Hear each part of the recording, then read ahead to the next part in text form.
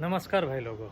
प्रयागराज से मैं अश्विनी कुमार मन की बातों में आपका स्वागत करता हूं। आप इस समय देख रहे हैं कि प्रयागराज में बारिश हो रही है।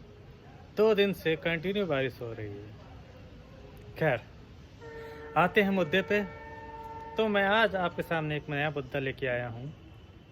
टेलीकॉम सेक्टर से जुड़ी हुई बातें। लोग कहते हैं बीएसएनएल अच्छा है, जियो अच्छा है, एयरटेल अच्छा है। आप इसका प्लान लीजिए, आप एयरटेल का प्लान लीजिए या जियो का प्लान लीजिए। आप क्या करते हैं? आप उनकी सुनते हैं कि जो आपके एरिया में जो अच्छी सर्विस प्रोवाइड कर रहा है, जिसका नेटवर्क अच्छा है, इंटरनेट स्पीड अच्छी है, वो आप लेंगे। तो मेरी आप लोगों से बस यही हाथ जोड़ की गुजारिश है कि सस्ते के चक्कर में आप मत पड़िए। जो सर्विस प्रोवाइडर आपके एरिया में अच्छा आपको सर्विस प्रोवाइड कर रहा है, जिसका नेटवर्क अच्छा है, इंटरनेट स्पीड अच्छी है, आप उस पर जाइए। 10 रुपये 50 रुपये अगर महंगा है तो उससे कोई फ़र्क नहीं पड़ता है। क्वालिटी अच्छी होनी चाहिए। क्वांटिटी तो बहुत मिल जाती है पर क्वालिटी अच्छी नहीं होती है। आपको 2 GB data per day meal रहा है पर आप उसमें से 500 MB भी यूज़ नहीं कर पा रहे हैं। क्यों? क्योंकि इंटरनेट स्पीड नहीं है। तो क्या फ़ायदा है ऐसे आपके 2 GB डाटा का। अब आइए कंपनियों के ऊपर। जियो, जिसने आपको पहले फ्री में हर चीज़ बांटी, बाद में हर चीज़ पे उसने पैसा लगाया, शुल्क लगाया, सर्विस चार्जेस लिए।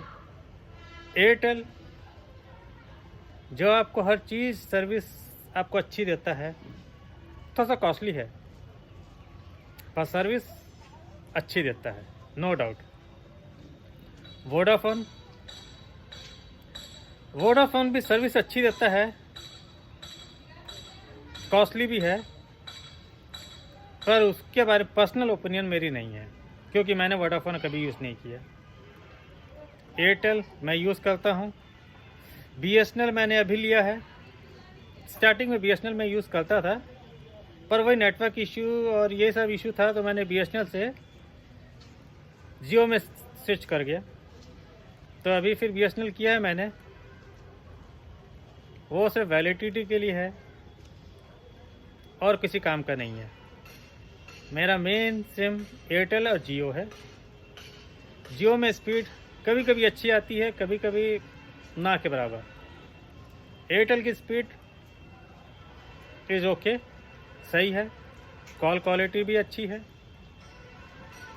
तो मेरे ख्याल से जो मेरा पर्सनल ओपिनियन है, जिस नेटवर्क को मैं यूज़ कर रहा हूँ, क्योंकि मैंने चारों को यूज़ किया है, एयरटेल भी यूज़ कर रहा हूँ, जियो भी यूज़ कर रहा हूँ, बीएसएनएल भी यूज़ किया है और कर रहा हूँ, और वोडाफोन भी मैं यूज़ करके छोड़ चुका हूँ क्योंकि वोडाफोन पे कुछ प्रॉब्लम्स थी। जहाँ मेरा सर्विस एरिया, जो मेरा एरिया था, वहाँ नेटवर्क इश्यू था, इसलिए मैंने नहीं किया, पोर्ट कर लिया मैंने जियो में।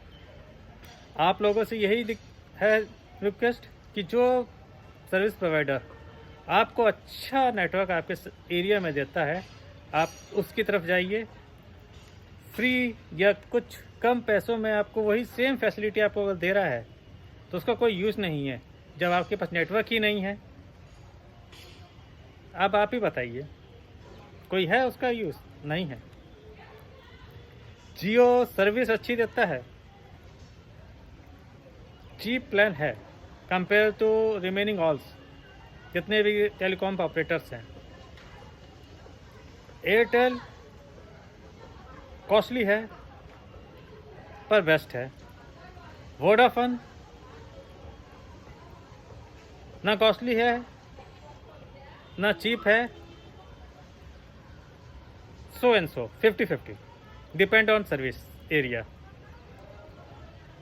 आपके एरिया में अगर वोडाफोन अच्छा है तो आप वोडाफोन प्रेफर कीजिए। और बीएसएनएल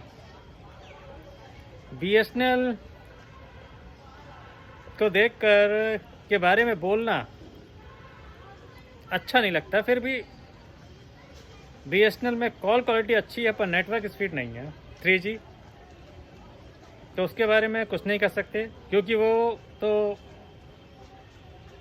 गवर्नमेंट कंपनी है। उसके बारे में गवर्नमेंट ही कुछ करे तो ही कुछ हो सकता है। 3, जियो, एयरटेल और वोडाफोन जो प्राइवेट सेक्टर में है, इन तीनों में से अगर कोई मेरे को बोले कौन सा प्रेफर करोगे, पहला तो मैं एयरटेल को प्रेफर करूँगा, सेकंड जियो को, और थर्ड वोडाफोन को। और बीएसएनएल सिर्फ वैलिडिटी के लिए है, क्योंकि शुरू में आपने देखा होगा 2001 में 2 में बहुत सी टेलीकॉम कंपनी ऐसी थी जिन्होंने 999 पे लाइफ टाइम की वैलिडिटी का दिया हुआ था कि 999 का आप रिचार्ज कीजिए, लाइफ टाइम इनकमिंग रहेगी। तो वो सब कहाँ गया? सब पानी में, वेस्टेज। सरकार भी उसके बारे में नहीं कहती, ना जनता कहती है कि जब आपने 999 पे आपने जब लाइफ टाइम वैलिडिटी आपने दिया था तो उसको आप कैसे ख़त्म कर सकते हैं? या तो आप 999 कस्टमर्स को आप रिटर्न कीजिए, चाहे वो किसी भी ऑपरेटर पे हो। फॉर एग्जांपल अगर आपने एयरटेल पे 999 का किया था उस समय 2001 में, और आज 2021 है, इस समय आप जियो में हैं या बीएसएनएल में हैं या वोडाफोन पे किसी में भी हैं, तो सरकार को बोलना चाहिए कि उस समय ये नंबर पे आपने 999 का रिचार्ज करवाया था लाइफ टाइम वैलिडिटी के साथ, वो आपने बंद कर दिया, तो वो 999 आप वापस कीजिए कस्टमर को।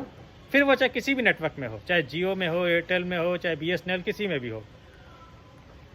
सरकार भी इस पर कोई कदम नहीं उठा रही है, और ट्राई ऐसे ही बैठी हुई है। जो भी आता है अपनी बात कह के चला जाता है और कुछ नहीं। तो मेरा आप लोगों से बस यही है कि प्लान महंगे हैं या सस्ते हैं, इससे कोई फ़र्क नहीं पड़ता। आप उसी ऑपरेटर को चूज़ कीजिए जो आपके सर्कल में आपको अच्छी सर्विस देते हैं। अगर बीएसएनएल देता है तो आप डेफिनेटली बीएसएनएल की तरफ जाइए, वोडाफोन देता है तो वोडाफोन की तरफ जाइए। ये नहीं कहता कि एयरटेल या जियो हर जगह देते हैं, इनके भी कई लूप्स हैं जहाँ ये नहीं पहुँचते वहाँ बीएसएनएल पहुँच जाते हैं, बीएसएनएल के टावर्स पहुँच जाते हैं। अब आप लोग सोच रहे होंगे कि बीएसएनएल, एयरटेल, जियो और वोडाफोन चारों जो कंपनी हमारे देश में है सबसे सस्ता इंटरनेट कैसे प्रोवाइड करती है। अब रही बात सस्ता इंटरनेट, तो वो सस्ता इंटरनेट हमें नहीं प्रोवाइड करती। आपको एग्जांपल देता हूँ मैं। आप तेल लेते हैं, बाहर से तेल आपको कितने पड़ता है? 27 रुपये का। यहाँ पे government tax, state tax, GST सब लगा के आपको कितने का मिलता है? 110, 120 का। तो वो गवर्नमेंट के अंदर में है, और जो प्राइवेट सेक्टर के टेलीकॉम्स हैं वो प्राइवेट हैं, तो वो इतना टैक्स नहीं लेते हैं। जिस रेट पे उनको मिलता है उस रेट में अपने सर्विस चार्जेस लगा के पब्लिक को प्रोवाइड करती है। तो इसी के साथ मैं अपनी बात यहाँ ख़त्म करता हूँ। आप लोगों का धन्यवाद जो आप लोगों ने मुझे इतना सपोर्ट किया। अगर आपको मेरी बात पसंद आई हो तो एक लाइक कर दीजिएगा, मेरे चैनल को सब्सक्राइब कर लीजिएगा, और हो सके तो अपने दोस्तों के साथ इसे शेयर ज़रूर कीजिए। एक बात आपसे कहनी थी, आप लोग सोचते होंगे कि और यूट्यूबर्स जो इतने साफ़ आते हैं, अच्छे से रिकॉर्डिंग करते हैं और यूट्यूब में अपलोड करते हैं, इन भाई साहब की क्यों नहीं आती है? तो आपसे यही कहना चाहता हूँ कि मैं एडिटिंग बिल्कुल नहीं करता।